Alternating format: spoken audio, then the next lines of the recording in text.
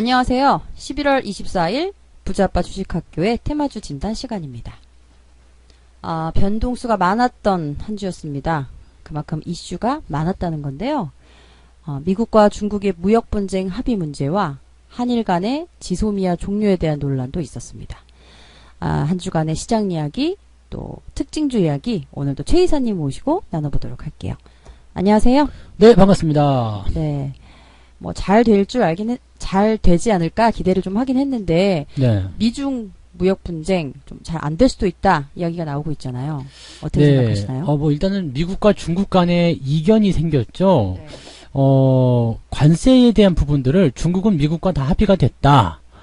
관세를 철폐한다. 이렇게 알고 있었던 상황인데, 트럼프는 관세에 대한 이야기까지는 하지 않았다. 합의된 게 없다. 만약에 관세 합의를 원한다면 너희들이 그 지적재산권이나 이런 것들을 가지고 나와야 된다. 그래서 원래 당초에 이제 무역에 대한 내용만 협의를 하기로 했었던 스몰딜에 대한 내용이 빅딜로 커지는 모습이 좀 나타났습니다. 그래서 이렇게 되면서 11월 달, 늦어도 12월 달에는 1차 협상에 대해서 도장을 찍을 것이다. 이렇게 얘기가 나왔었는데, 이게 올해 안에 할 수도 없을 것 같다. 올해 안에 하지 못할 것 같다라는 어떤 이야기가 나오고 있고요. 여기다 이제 한 가지 더 있죠. 홍콩 시위가 요즘에 굉장히 좀 격화되고 있는 모습이 나타나고 있는데, 미국이 홍콩 민주화 인권법에 대한 부분을 국회에서 입법을 통과해가지고요. 상원에 이어서 하원까지도 다 통과가 돼버렸습니다. 그래서 그런 상태가 됐을 경우에는 또 중국이 우리나라 일에 왜 미국 너희들이 달려드느냐, 그러한 부분들을 중국이 또 걸고 넘어갈 수 있거든요. 그러니까 그렇게 된다라면 또 복잡한 문제가 되겠죠. 체제에 대한 내용과 경제에 대한 내용도 놓고 본다면 중국은 일단 체제를 선택하게 될 가능성이 굉장히 높기 때문에 거기에 대한 부분들이 또 갈등 요소로 되어 있다라고 보실 수가 있겠습니다. 네, 그렇군요. 한일 관계에서는 지소미아의 종료가 좀 연기됐다 하는데, 이건 또 어떤 이야기일까요? 원래 이제 23일 00시를 기점으로 해가지고 지소미아가 이제 종료가 되기로 되어 있었죠. 근데 이거를 이제 종료 6시간 전에 그냥 조건부 연장이다라고 되어 있습니다. 이 조건이 뭐냐면 한국이 원하면 언제든지 종료를 시켜버리겠다라는 식으로 해서 당장은 연기를 시켜주겠다, 이런 식의 얘기를 일본 측에 통보를 했고요. 일본은 여기에 대해서 그래도 그 정도면 당장 종료가 되는 것은 아니기 때문에 다행이다, 이런 식으로 받아들였고요. 대신에 일본의 반응이 조금 뜨뜻미지근했던 게 우리나라 쪽으로 가하고 있었던 어떤 수출 규제에 대한 내용들을 그냥 풀어주지 않고 그냥 그대로 가겠다. 백색 국가의 제외도 그대로 가겠다. 이렇게 조건들을 그냥 달고 들어갔거든요. 근데 여기까지는 일본이 그냥 이렇게 말해야 된다라고 좀 생각을 하고 있고요. 한 가지 발전된 부분은 뭐냐면, 일단 일본이 한국과의 어떤 실무진 협의에 대한 부분들을 이제 12월 중에 이끌어내겠다, 한번 진행하겠다, 이런 식으로 얘기가 나왔습니다. 그래서 그 내용들을 한번 생각해보면 뭔가 좀 해결에 대한 어떤 기대감들, 그런 것들이 나오지 않겠는가라고 생각되고 있어서 이거는 좀 다행이지 않겠나 생각합니다. 미국도 굉장히 좋아하는 모습이었고요. 다만 이제 한국 측에서 지소미아에 대한 내용을 종료를 시키려면 확 시켜버리거나 이렇게 해야 되는데, 너무 이걸 일찌감치 끄집어냈었던 부분이 아닌가 생각이 되기도 하고요. 또 종료를 결정했다라면 종료를 지어야 되는데 이게 잘 안 됐기 때문에 오히려 한국이 일본에게 숙이고 들어가는 것이 아니냐, 이러한 어떤 평가들도 같이 나오고 있어서 여기에 대한 논란이 계속 나올 것 같습니다. 다만 시장에는 큰 영향은 없을 것이다, 이렇게 보셔도 될 것 같아요. 네, 그렇군요. 아무쪼록 시장의 변수가 긍정적으로 좀 빨리 마무리되길 기대해 보겠습니다. 다음은 특징주 진단을 좀 볼 텐데요. 11월이 마무리돼 가면서 이 각 수급들의 매매 동향을 좀 오늘은 살펴보도록 하겠습니다. 우선 지난 한 달간의 기관의 매수 동향을 좀 살펴봐 주셨는데요. 기관 순매수가 있었던 종목들, 그리고 먼저 알아볼게요. 첫 번째 종목은 삼성전자예요. 네, 삼성전자 먼저 살펴보면은요. 삼성전자는 지수 관련한 종목이라고 보셔야 되기 때문에 지수의 흐름과 비슷하게 움직였다 보시면 되겠습니다. 그리고 최근에 이제 외국인들의 매도가 좀 많이 나왔어요. 왜냐면은 이제 MSCI 리밸런싱에 대한 내용이 좀 있거든요. MSCI 리밸런싱 같은 경우는 중국의 비중을 확대하기 위해서 우리나라의 지분을 좀 줄이는 상황인데, 이 MSCI 그 지수 구성 종목으로 가장 또 탑으로 올라가 있는 게 삼성전자거든요. 그러니까 외국인들이 매도를 치게 되면은 삼성전자 쪽에서 매도가 많이 나올 수밖에 없는 부분이고, 또 그동안 좀 올라왔었던 부분이 있었기 때문에 여기에서 차익 실현의 의도가 같이 깔리지 않았을까라고 생각이 듭니다. 하지만 뭐 업황이라든지 전체적으로 시장이 바닥권에서 반등하고 있다는 어떤 기대감들이 많이 작용하고 있기 때문에 시장의 낙폭은 크지 않을 것이다라고 생각이 되고 있습니다. 단기에 올라가면서 이격을 좀 벌려놨었기 때문에 이 부분 당연히 조정하고 들어가야 된다라는 말씀도 지난번 해드린 적이 있었던 것 같습니다. 그래서 일단 조정이 들어가게 되면 뭐 연말 시점에서 이 배당을 노리시는 분들에게는 또 좋은 기회가 될 것 같아요. 그래서 5만원 아래쪽 내려오게 된다면 아마 매수 의견도 나쁘지 않을 것 같다 생각이 좀 듭니다. 다만 이격이 좀 벌려져 있기 때문에 5만원 아래로 내려간다 하더라도 바로 반등 나가기는 좀 어렵겠고요. 저점이 48,000원에서 49,000원 수준 유지가 될 것으로 생각됩니다. 그래서 매수는 아마 5만원 아래쪽 49,000원 수준 그 정도 라인대가 적당하지 않나 생각이 들고요. 가지고 계신 분들은 홀딩 전략 그대로 유지하셔도 문제 없겠습니다. 네, 삼성전자 알아봤습니다. 보유하신 분들은 홀딩 전략, 매수 고려하시는 분들은 5만원 아래에서는 공략을 좀 해보시면 괜찮다는 의견 주셨어요. 네, 기관 순매수 종목 알아보고 있어요. 두 번째 종목은 SK 하이닉스입니다. 네, 하이닉스 같은 경우도 지금 보시면은 뭐 추세적인 흐름이 나쁘지 않죠. 반도체 업황이 개선된다라는 기대감이 있고요. 우리나라 시가총액 2위에 올라가 있는 종목이죠. 그래서 전체적으로 뭐 흐름 좋고요. 반도체 업황이 개선되면서 삼성전자와 하이닉스 이 두 기업에 대해서는 목표 가격이 올라갔어요. 그 증권사 목표 주가가 상향 조정이 된 그런 케이스도 있기 때문에 아마도 추가적인 상승은 더 나오지 않겠는가라고 생각됩니다. 다만 이제 뭐 현재 시점에서 변동성에 대한 부분들은 어느 정도 생각할 수밖에 없기 때문에 그런 부분들은 우리가 조금 참고를 좀 해보셔야 될 필요성이 있겠다. 이 정도 보시면 되겠고요. 최근 들어서면서 이제 중국 쪽으로의 어떤 그 반도체 그 수출 물량이 비중을 좀 많이 차지하고 있다고 그러죠. 뭐 매출액은 좀 줄긴 했습니다만 대중국에 대한 비중이 좀 많이 커짐에 따라서 앞으로 이제 그 시장의 분위기에 따라서 하이닉스의 어떤 매출이라든지 성장세는 좀 바뀌지 않을까 생각됩니다.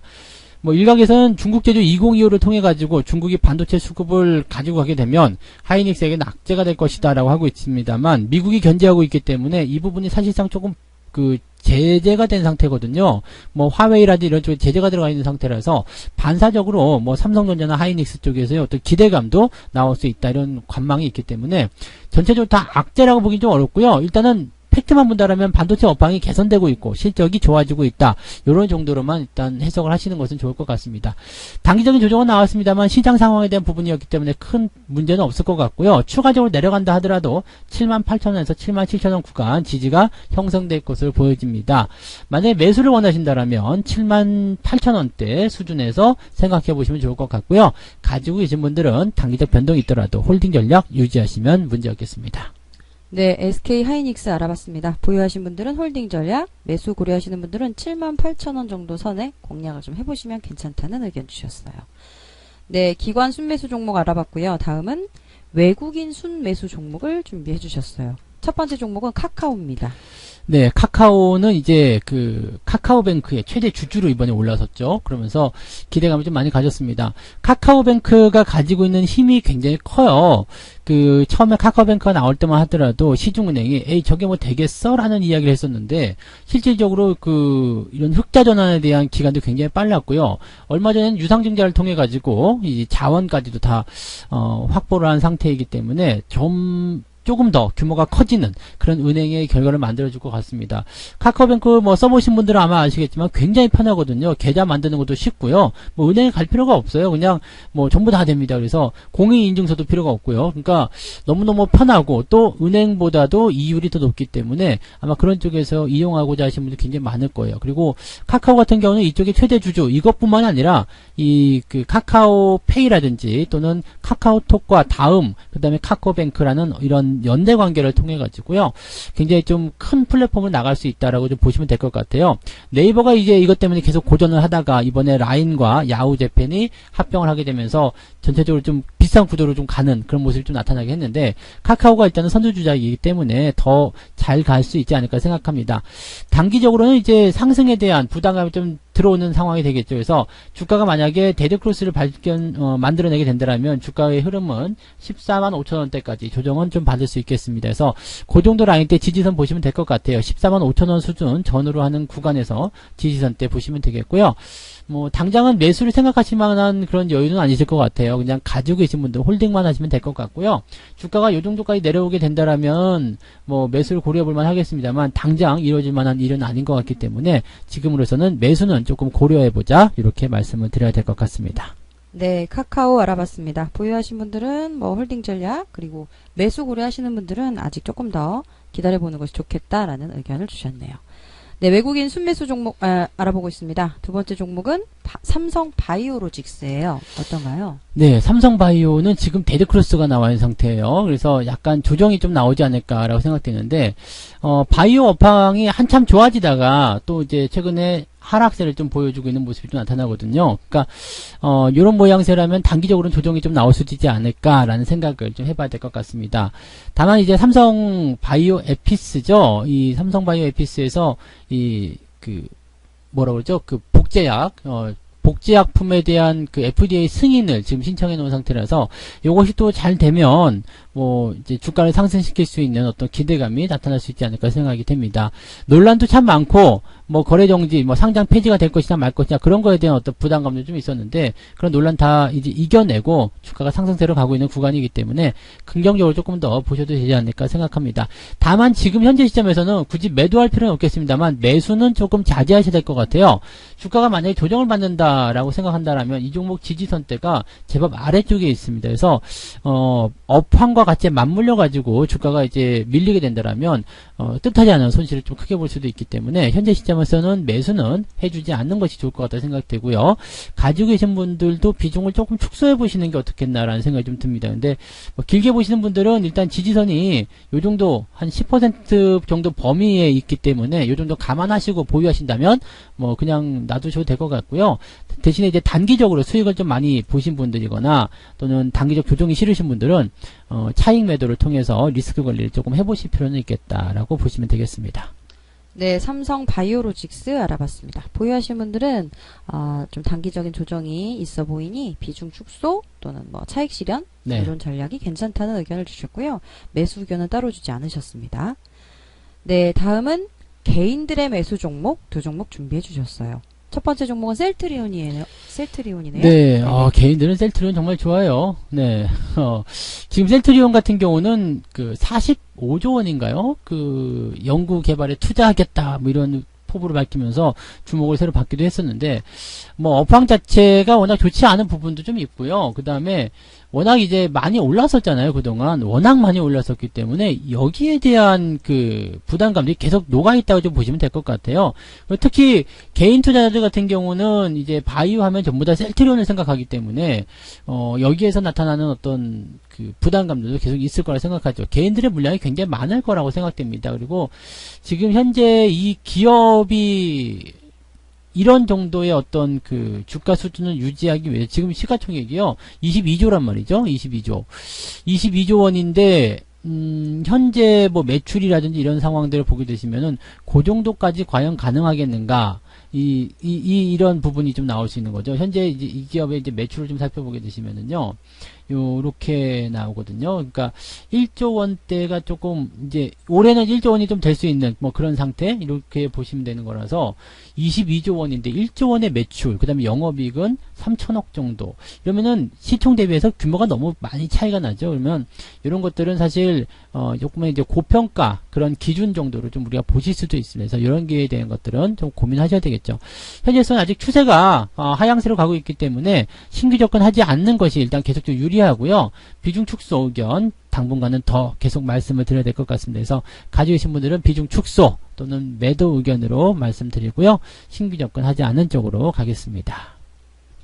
네, 셀트리온 알아봤습니다. 보유하신 분들은 비중을 좀 축소하시거나 이제 매도를 하시는 것이 괜찮다는 의견과 또 매수 고려하시는 분들은 따로 의견 주지 않으셨어요. 네, 개인 순매수 종목 두 번째 종목은 HLB예요. 네, 어떤가요? 논란의 종목이네요. 네. HLB는 뭐, 기존에도 계속 의견을 드렸습니다만은, 이게 지금 고점 대비해서 약 마이너스 40% 정도 나왔거든요. 근데, 저점 지지가 일단은 살짝 깨졌어요. 1차적으로 제가 그때 말씀드렸던 자리가 12만 6천원, 7천원 라인대였는데, 요 구간이 이탈하게 되면은 약간 심리적으로 좀 붕괴가 올 가능성이 있습니다. 그래서 추가적인 하락이 나타났을 때는 이제 10만원 정도까지도 우리가, 생각을 해봐야 된다는 얘기죠. 만약에 10만원이 깨진다, 또는 10만원 근처까지 왔다. 여기서 이제 심리적인 어떤 붕괴를 통해서 투매가 나오게 된다면 큰 음봉이 나타날 수도 있겠죠. 그러면 사실 개인 투자자들 입장에서는 그 정도 손실을 감안하실 수 있는 어떤 멘탈이 쉽지가 않으실 거라 생각합니다. 특히나 빚을 내서 투자했다거나 또는 내 돈이 아닌 거 또는 몰빵을 쳤다거나 현재 손실을 많이 보고 있다거나 이런 분들의 입장에서는 굉장히 큰 상황이 나타날 수 있겠죠. 일전에도 이미 이 자리 지금 제가 19만 원대에서 여러분들한테 제가 직접 주식을 사가지고 손실 나는 걸 보여드리겠다. 여러분들 사지 마시라 하면서 제가 주식을 매수해서 손실을 지금 이렇게 보고 있는 거 여러분들 제가 계좌 보여드린 게 있을 겁니다. 그런 상황들이 지금 현재 진행되고 있고요. 이런 그 주가의 어떤 하락에 대한 변동은요. 지금 여기 5일선, 21선 데드크로스 나왔죠. 그러니까 단기 이평선이 데드크로스가 나오면서 그 조정의 국면이 더 이어질 수밖에 없다라고 보시면 되겠습니다. 그러니까 요거는 단기간에 뭔가 엄청난 이슈가 나오지 않는 이상은 주가가 쭉 치고 올라가기 좀 어려운 상황이고요. 조정의 국면이 조금 더 이어질 수밖에 없겠다라고 보셔야 될 것 같습니다. 신규 매수 역시 좋지 않겠고요. 가지고 계신 분들은 지금 저점과 좀 너무 이제 이미 많이 내려와 버렸기 때문에 이미 마이너스 40%인데 여기서 매도하는 게 과연 의미가 있을까라는 생각이 좀 들긴 하는데요. 그래도 비중이 많다라면 역시 비중을 축소하고 가시는 게 맞지 않을까 생각됩니다. 주가가 많이 내리면 전체적인 흐름이 어찌됐든 간에 단기적 반등은 나올 수 있습니다. 그래서 그 반등 구간들을 좀 기다려 보시는 게 맞을 것 같긴 한데요. 워낙 손실이 크고 또 비중이 많고 그렇다면 반드시 경계해야 되겠죠. 그래서 일단은 매도 의견 드리고요. 신규 접근하지 않는 쪽으로 연결해서 말씀을 드리도록 하겠습니다. 네, HLB 알아봤습니다. 보유하신 분들은 매도를 좀 하시거나 비중이 좀 많으신 경우에는 비중을 좀 축소하는 것도 괜찮다는 의견 주셨고 매수 역시 좋지 않다라는 의견 주셨습니다. 네, 오늘 준비한 6종목은 여기까지입니다. 오늘은 각 수급들의 매매 동향을 좀 짚어주셨는데요. 네. 최 이사님 또 한 주간에 대단히 감사했어요. 네네, 고맙습니다. 그리고 수급동을 잘 살펴보시면 아시겠지만 지금 기관들 같은 경우는 저점권에 있기 때문에 제가 매수 의견을 같이 의견을 좀 말씀드리기도 했었고요. 외국인 같은 경우는 단계 많이 올랐어요. 그래서 차익 실현에 대한 의도를 같이 말씀드리고 있었지만 개인들 같은 경우는 약간의 위험한 구간대에서 매수를 좀 많이 해서 손실을 보고 있단 말이죠. 그러니까 그런 것들을 잘 참고하셔가지고 수급 동향을 꼭 체크하시면서 매매하시면 실수가 많이 줄어들지 않을까 생각합니다. 11월 마지막 주간이기 때문에 이제 다음 주 한 주간 열심히 잘 하시면 또 좋은 결과가 있지 않을까 생각하고요. 많이 응원하도록 해야 되겠죠? 네. 네, 알겠습니다. 네, 여기서 감사했고요. 네. 저희 다음 주에 찾아뵙도록 하겠습니다. 고맙습니다. 고맙습니다.